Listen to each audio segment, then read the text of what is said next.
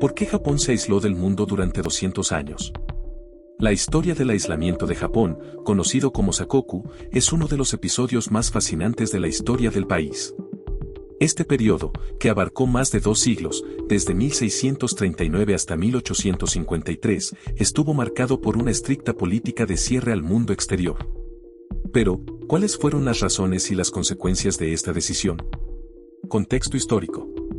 En los siglos XVI y XVII, Japón vivía una época de gran inestabilidad política.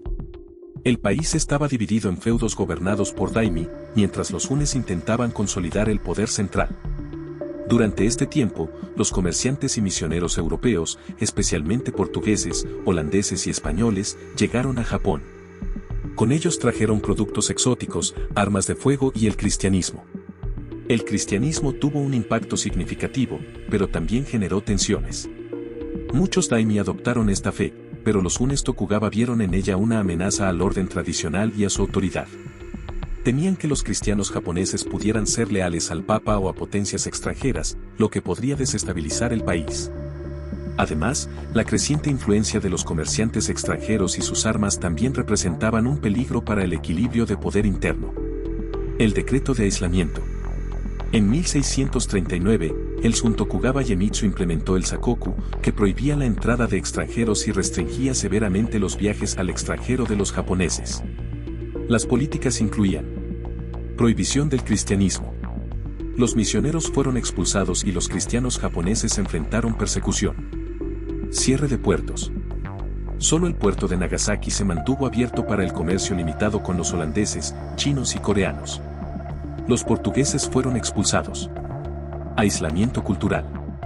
Los japoneses que intentaban salir del país eran castigados severamente y aquellos que regresaban tras haber huido eran ejecutados. Estas medidas no solo protegieron a Japón de influencias extranjeras, sino que también consolidaron el poder del Shun, eliminando cualquier amenaza externa o interna. Ventajas del aislamiento. Aunque pueda parecer que el Sakoku detuvo el desarrollo de Japón, lo cierto es que también trajo beneficios. Estabilidad interna. Al eliminar la influencia extranjera, el shogunato Tokugawa mantuvo la paz durante más de 2 siglos en lo que se conoce como el período Edo. Preservación cultural. Durante el aislamiento, las artes tradicionales como el teatro kabuki, el ukiyo-e, grabados, y la ceremonia del té florecieron.